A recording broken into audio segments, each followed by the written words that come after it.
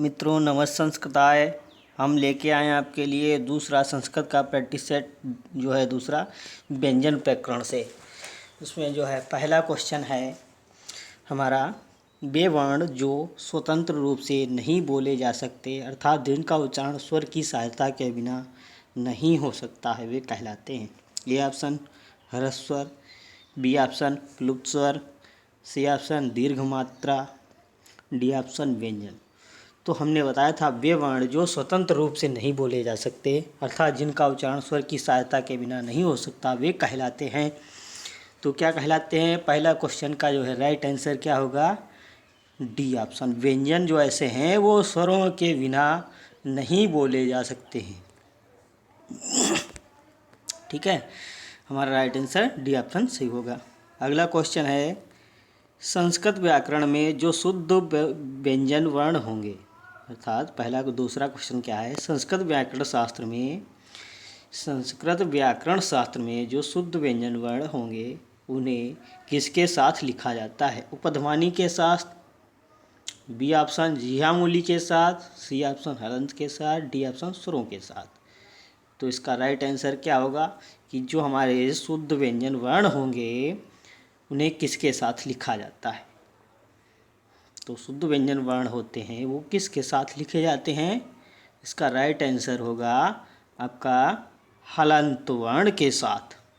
शुद्ध व्यंजन वर्ण जो होंगे वो हलंत के साथ लिखे जाएंगे। सी ऑप्शन सही होगा। अगला तीसरा क्वेश्चन है, अर्धमात्रिक वर्ण कहे जाते हैं? ए ऑप्शन स्वर, बी ऑप्शन अयोगवा, सी ऑप्शन व्यंजन, डी ऑप्शन विसर्ग। तो इसका राइट आंसर क्या होगा मित्रों? तीसरे का अर्धमात्रिक कहे जाते हैं तो व्यंजन, राइट आंसर सी। व्यंजन जो ऐसे हैं वो अर्धमात्रिक कहे जाते हैं व्यंजन को, क्योंकि हलंत लगी होती है तो इसीलिए अर्धमात्रिक। जितने ही हलंत वर्ण होंगे दिखाई देंगे संस्कृत में वो आपके अर्धमात्रिक व्यंजन बोले जाते हैं। त्रिमात्रास्तो प्लुप्तो ज्ञो च अर्धमात्रिकम रिक्त स्थानम की पूर्ति करो। त्रिमात्रो अर्थात त्रिमात्र अस्तु प्लुतो ज्ञेयो च अर्धमात्रिकम रिक्त स्थानम। तो अर्धमात्रिक कौन से होते हैं? अर्थात जो तीन मात्रा के प्लुप्त होते हैं। ज्ञेयो च अर्धमात्रिकम, तो अर्धमात्रिक क्या कहलाते हैं? तो इसका राइट आंसर क्या होगा? चौथा का डी ऑप्शन, च अर्धमात्रिकम व्यंजनम। क्वेश्चन नंबर 5 है, देखिएगा, सभी व्यंजन वर्ण किस प्रत्याहार में समाहित होते हैं? तो सभी व्यंजन वर्ण किस प्रत्याहार में समाहित होते हैं? तो इसका 5 का राइट आंसर क्या होगा? ए ऑप्शन अक, बी ऑप्शन हल, सी ऑप्शन हस, डी ऑप्शन अल। तो इसका राइट आंसर क्या होगा? सभी व्यंजन वर्ण किस प्रत्याहार में समाहित होते हैं मित्रों? तो इसका 5 का राइट आंसर हमारा बी ऑप्शन सही होगा। हल, हाइब्रिड से लेकर के जो है कहाँ तक लड़, जो हमारा कौन सा लास्ट होता है सर हल, हाइब्रिड से लेकर हल तक जो हमारे सभी व्यंजन वर्ण जो क्वेश्चन हमारा होता है सूत्र हाइब्रिड से लेकर के हल तक प्रत्यय ऐसे सूत्रों में जो आते हैं व्यंजन वर्ण समाहित होते हैं। ठीक है, अगला क्वेश्चन है क्वेश्चन नंबर 6, व्यंजनों का अपर नाम है? तो मित्रों व्यंजनों का अपर नाम क्या होगा? इसका राइट आंसर क्वेश्चन नंबर 6 का बी ऑप्शन राइट आंसर होगा। अगला क्वेश्चन है, कुल व्यंजन वर्णों की संख्या है? कुल व्यंजन वर्णों की संख्या है? पहला option A option 33, B option 14, C option 9, D option 11। तो इसका राइट आंसर क्या होगा? कुल व्यंजन वर्णों की संख्या कितनी बताई गई है क्वेश्चन नंबर 7 की? ए, राइट आंसर 33। कितने महर्षि सूत्रों में व्यंजन वर्ण गिने गए हैं? कितने महर्षि सूत्रों में व्यंजन वर्ण गिने गए हैं? तो A option 14, B option 4, C option 10, D option 5। तो इसका राइट आंसर क्या होगा क्वेश्चन नंबर 8 का? सी। जो 10 हैं महर्षि सूत्र लास्ट के उसमें आपके महर्षि सूत्रों में व्यंजन वर्णों को गिना गया है। जो पहले सूत्र से लेकर 4 तक अच स्वरों का वर्णन है, उसमें अच स्वर आते हैं 9 और जो 5 सूत्र नंबर 5 से लेकर के लास्ट 14 तक आपके इसमें व्यंजन वर्ण गिने जाते हैं। क्वेश्चन नंबर 9 है, हैवर्ड से हल तक के सूत्रों में गिने गए हैं। पहला ऑप्शन है, ए ऑप्शन व्यंजन, बी ऑप्शन स्वर, सी ऑप्शन अयोगवाह, डी ऑप्शन सभी वर्ण। तो इसका राइट आंसर क्या होगा? व्यंजन वर्ण। ये ऑप्शन सही होगा। हैवर्ड से हल तक जो है व्यंजनों को सूत्र में गिना गया है। क्वेश्चन नंबर 10, व्यंजन वर्णों का प्रमुख रूप से विभाजन कितने प्रकार से हुआ है? तो इसका जो है कितने प्रकार से हुआ? A option 5, B option 2, C option 3, D option 6। तो इसका राइट आंसर क्या होगा क्वेश्चन नंबर 10 का? सी, 3।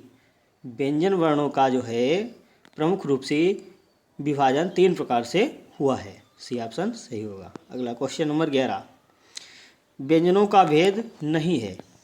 स्पर्श व्यंजन, ए ऑप्शन, बी ऑप्शन अंतस्थ व्यंजन, सी ऑप्शन ऊष्म व्यंजन, डी ऑप्शन हर्षु व्यंजन। तो जो होता है इसका क्वेश्चन नंबर 11 का राइट आंसर डी होगा। हर्षु व्यंजन जो होते हैं इसको व्यंजन वर्णों में व्यंजनों का भेद नहीं बताया गया है। स्पर्श व्यंजन, ऊष्म व्यंजन और अंतस्थ व्यंजनों का जो है व्यंजन भेद बताए गए हैं। हर्षु व्यंजन का कोई व्यंजन भेद नहीं है। क्वेश्चन नंबर 12, स्पर्श, अंतस्थ, ऊष्म के अतिरिक्त भी व्यंजन का भेद माना जाता है। तो इसका राइट आंसर क्या होगा? पहला ऑप्शन है हर्षु व्यंजन, बी ऑप्शन दीर्घ व्यंजन, सी ऑप्शन संयुक्त व्यंजन, उपयुक्त डी ऑप्शन उपयुक्त सभी। तो इसका 12 का राइट आंसर क्या होगा?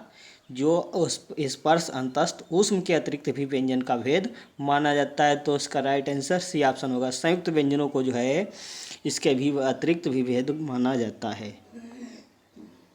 जिन वर्णों के उच्चारण में मुख के विभिन्न भागों कंठ, तालु, मूर्धा आदि का प्रयोग होता है उन्हें कहते हैं। ए ऑप्शन मिश्रित व्यंजन, बी ऑप्शन स्पर्श व्यंजन, सी ऑप्शन अंतस्थ व्यंजन, डी ऑप्शन ऊष्म व्यंजन। तो जिन वर्णों के उच्चारण में मुख के विभिन्न भागों कंठ, तालु और मूर्धा का जो है प्रयोग होता है उन्हें कहते हैं। क्वेश्चन नंबर 13 का राइट आंसर क्या होगा? स्पर्श व्यंजन बोले जाते हैं। बी ऑप्शन राइट आंसर होगा। क्वेश्चन नंबर 14, स्पर्श व्यंजनों की संख्या कितनी मानी जाती है? तो इसका राइट आंसर क्या होगा? पहले बी, ए ऑप्शन है 20, B option 22, C option 25, D option 30। तो स्पर्श व्यंजनों की संख्या मानी जाती है, इसका राइट आंसर होगा 14 का सी, 25। कादयो मावसाना स्पर्शा के अंतर्गत 25 जो है व्यंजनों की संख्या बताई जाती है। अगला जो है 15 नंबर क्वेश्चन, कादयो मावसाना रिक्त स्थान की पूर्ति करें। ये ऑप्शन व्यंजना, बी ऑप्शन स्वरा, सी ऑप्शन हला, डी ऑप्शन स्पर्शा। तो हमने पहले बताया सूत्र है कादयो मावसाना स्पर्शा। तो इसका राइट आंसर डी ऑप्शन सही होगा। अगला क्वेश्चन नंबर 16 है, का से लेकर माँ तक के वर्ण कहे जाते हैं। ए ऑप्शन स्वर वर्ण, बी ऑप्शन अंतस्थ वर्ण, सी ऑप्शन स्पर्श वर्ण, डी ऑप्शन ऊष्म वर्ण। तो इसका 16 का राइट आंसर क्या होगा? जो हमारे का से लेकर माँ तक के वर्ण कहे जाते हैं तो उनको स्पर्श व्यंजन वर्ण बोला जाता है। C option right answer.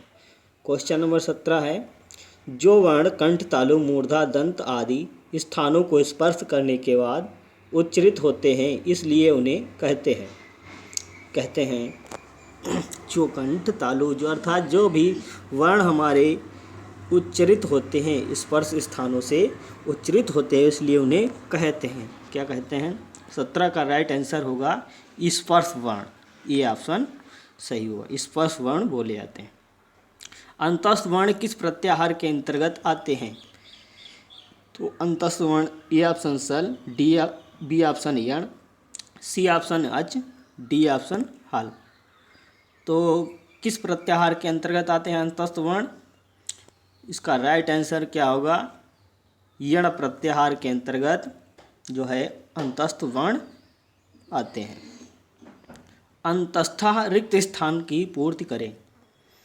तो ए ऑप्शन यणः, बी ऑप्शन सलह, सी ऑप्शन हस्वा, डी ऑप्शन दीर्घा।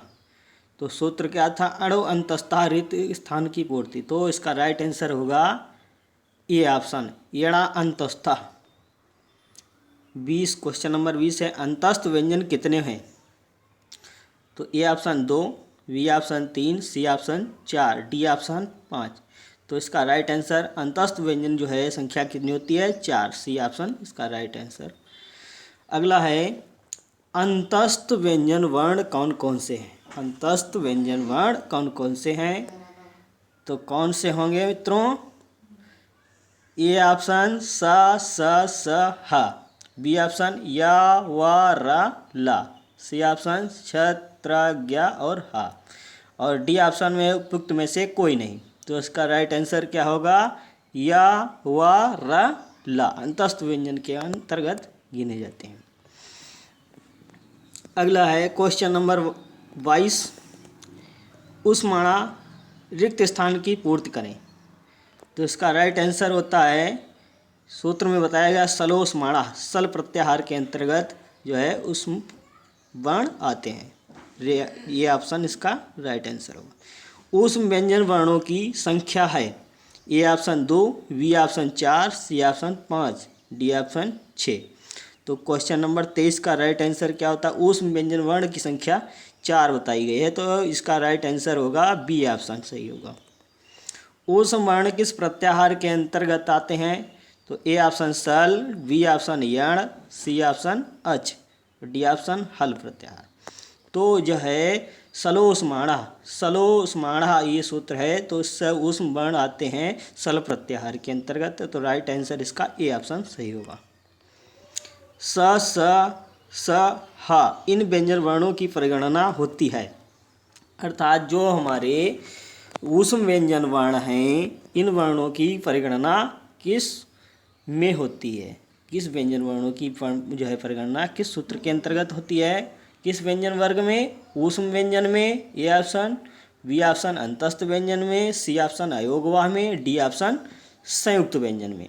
तो उष्म व्यंजन स ह ये जो है हमारे उष्म व्यंजन में, राइट आंसर ए ऑप्शन सही होगा, उष्म व्यंजन में बोले जाते हैं। क्वेश्चन नंबर 26 है, दो व्यंजन वर्णों के मेल से जो वर्ण बनते हैं उन्हें कहते हैं। दो व्यंजन वर्णों के मेल से जो वर्ण बनते हैं उन्हें कहते हैं। तो ए ऑप्शन संयुक्त व्यंजन, बी ऑप्शन उष्म व्यंजन, सी ऑप्शन अंतस्थ व्यंजन, डी ऑप्शन उपरोक्त सभी। तो इसका राइट आंसर क्या होगा क्वेश्चन नंबर 26 का? तो जो है दो वर्णों अर्थात दो व्यंजन वर्ण हैं उनको मिलाकर जो वर्ण बनते हैं उन्हें क्या कहते हैं? संयुक्त व्यंजन। राइट आंसर ए ऑप्शन सही होगा। मिश्रित या संयुक्त व्यंजन नहीं है, जो है ये व्यंजन वर्ण दिए हैं मिश्रित या संयुक्त व्यंजन नहीं है। ए ऑप्शन छ, बी ऑप्शन त्रा, सी ऑप्शन ज्ञा और डी ऑप्शन पा। तो मिश्रित और संयुक्त व्यंजन नहीं है। कौन सा ऑप्शन इसका होगा? 27 का डी ऑप्शन सही होगा। पा जो है हमारा मिश्रित या संयुक्त व्यंजन नहीं है, बाकी संयुक्त और मिश्रित व्यंजन है। क्षत्र ज्ञा ये तीन हमारे मिश्रित और संयुक्त व्यंजन संस्कृत में बताए गए हैं। क्वेश्चन नंबर 28 है, निम्नलिखित में से कौन सुमेलित नहीं है? क स आ को मिला के क्या बना है? छ, त रा आ को मिला के त्रा, जा और या, ज्ञा और आ मिला के बना है ज्ञा, पा अणा और आ को मिला के क्या बना है? पा। तो कौन सा सुमेलित नहीं है? तो इसमें राइट आंसर क्या होगा? ये डी ऑप्शन सही होगा। क्वेश्चन नंबर 29 है, का वर्ग, चा वर्ग, टा वर्ग, ता वर्ग, पा वर्ग को कहा जाता है? ये ऑप्शन क्या है? वर्गाक्षर, बी ऑप्शन वर्गीय व्यंजन, सी ऑप्शन स्पर्श व्यंजन, डी ऑप्शन उपयुक्त सभी। तो क्वेश्चन नंबर जो है 29 का राइट आंसर क्या होता है? का वर्ग जो चा वर्ग अर्थात जो हमारे वर्गीय व्यंजन हैं या वर्गाक्षर हैं, स्पर्श व्यंजन हैं, वो किसके अंतर्गत बोले जाते हैं? तो वो हमारा राइट आंसर इसका होगा उपयुक्त सभी, डी ऑप्शन सही होगा। क्वेश्चन नंबर 30 है, लास्ट क्वेश्चन, चू अर्थात चा वर्ग में कौन से व्यंजन वर्ण आते हैं? तो इसके अंतर्गत कौन से वर्ण आते हैं? चा, छ, जा, झ, या, टा, ठा, ढा, अणा, बी ऑप्शन, सी ऑप्शन ता था दा धा ना, डी ऑप्शन चा पा का टा ता। तो इसका राइट आंसर क्या होगा? ए ऑप्शन सही होगा, चा छा जा झा या। ठीक है मित्रों, आज यहीं तक बस। नमस्ते संस्कृत आए।